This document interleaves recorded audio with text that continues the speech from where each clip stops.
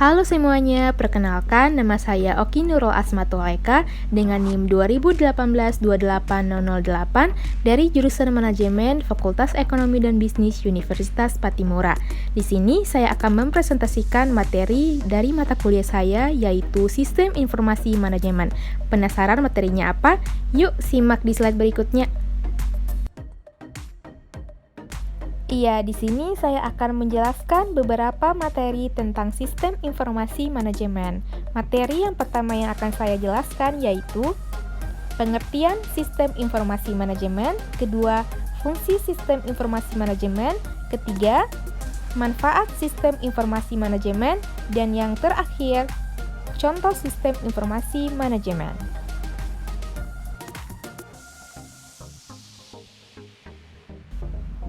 Part 1. Pengertian Sistem Informasi Manajemen.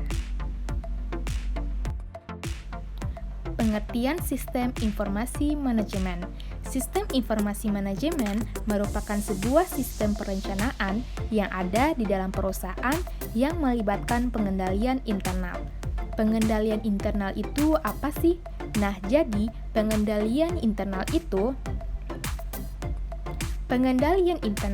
adalah rencana, metode, prosedur, dan kebijakan yang didesain oleh manajemen untuk memberi jaminan yang memadai atas tercapainya efisiensi dan efektivitas operasional, kehandalan pelaporan keuangan, pengamanan terhadap aset, ketaatan atau kepatuhan terhadap undang-undang, kebijakan, dan peraturan yang lainnya. Nah, jadi itu yang dimaksud dengan pengendalian internal.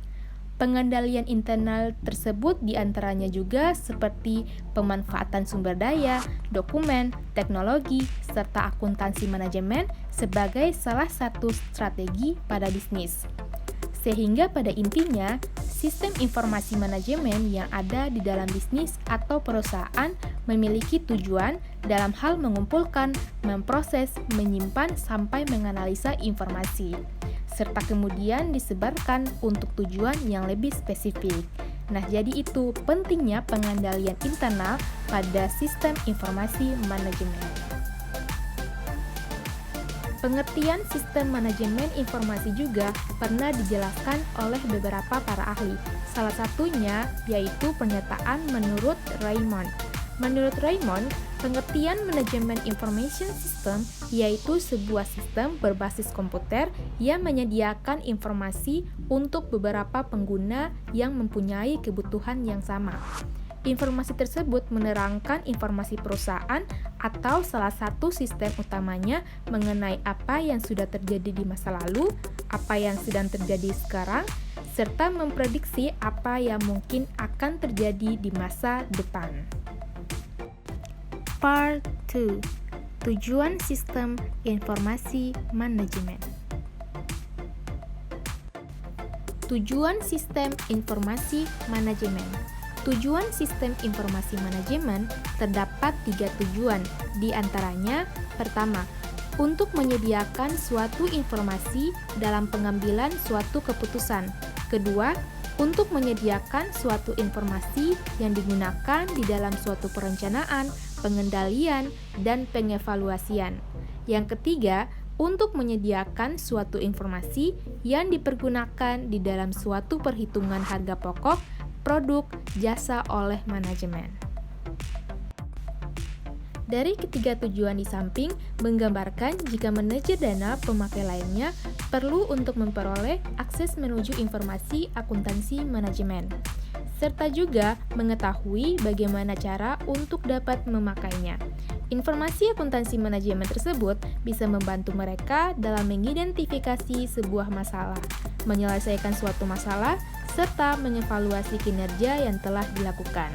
Itulah bagaimana pentingnya tujuan sistem informasi manajemen ditetapkan. Untuk mengembangkan tujuan dari sistem informasi manajemen, kita memerlukan fungsi dari sistem informasi manajemen. Fungsi sistem informasi manajemen, di antaranya terdapat 4 fungsi. Yang pertama yaitu memudahkan pihak manajemen dalam hal melakukan sebuah perencanaan, pengawasan, pengarahan, serta pendelegasian kerja. Yang kedua, untuk meningkatkan suatu efisiensi serta efektivitas data yang tersaji akurat dan juga tepat waktu. Dan yang ketiga, untuk meningkatkan sebuah produktivitas serta penghematan biaya dalam sebuah organisasi. Yang keempat, untuk meningkatkan kualitas dari sumber daya manusia, sebab unit sistem kerja yang terkoordinir dan juga sistematis. Sistem informasi manajemen mempunyai 4 klasifikasi di antaranya. 4 klasifikasi di antaranya yaitu yang pertama, sistem informasi personalia.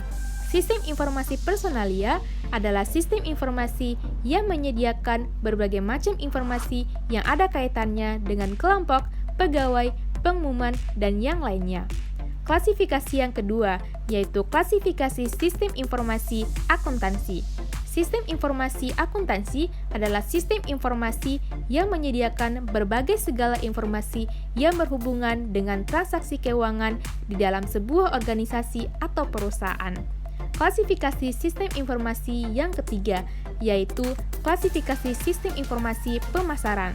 Sistem informasi pemasaran adalah sistem informasi yang menyediakan berbagai segala informasi yang ada kaitannya dengan perdagangan, promosi, serta aktivitas pemasaran yang lainnya. Klasifikasi sistem informasi manajemen yang terakhir, yaitu sistem informasi teknik. Sistem informasi teknik adalah sistem informasi yang menyediakan segala macam informasi yang ada kaitannya dengan sistem-sistem yang ada di dalam organisasi. Keempat klasifikasi inilah yang membentuk sistem informasi manajemen dapat berkembang dan menjadi satuan yang utuh. Part 3. Manfaat sistem informasi manajemen.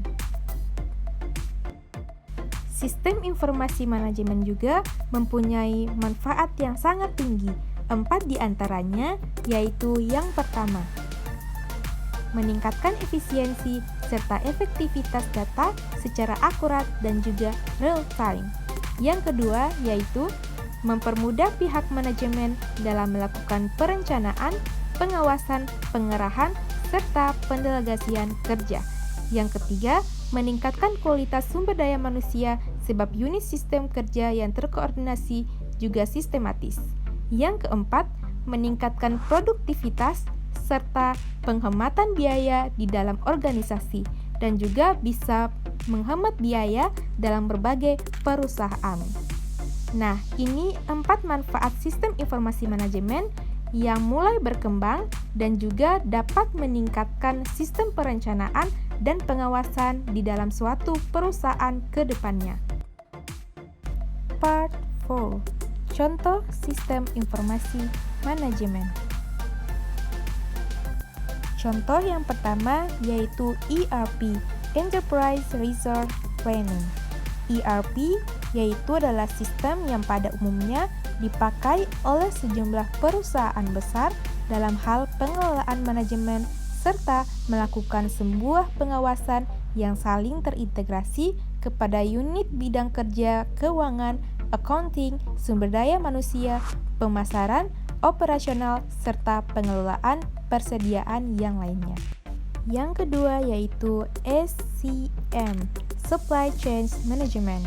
SCM ini sangat berguna untuk pihak manajemen, yang mana berbagai data yang disajikan terintegrasi tentang manajemen suplai bahan baku, mulai dari pemasok, produsen, pengecer, sampai konsumen akhir. Yang ketiga yaitu TPS, Transaction Processing System.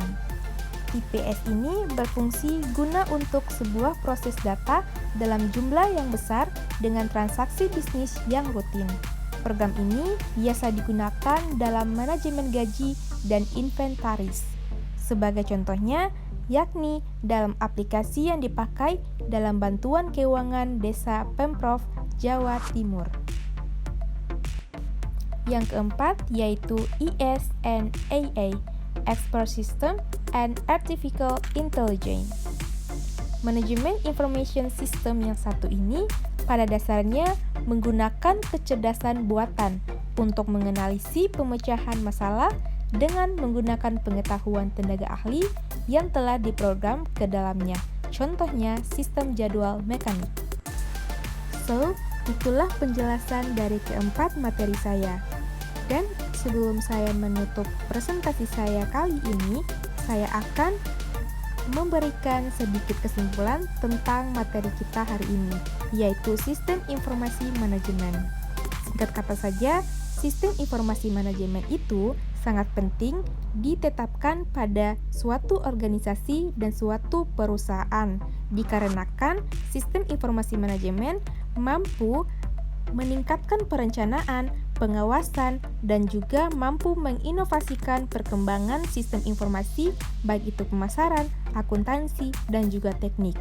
Dan juga, bila dikembangkan dengan sangat tinggi, sistem informasi manajemen ini mampu mengembangkan organisasi dan juga perusahaan Anda ke depannya untuk lebih meningkat.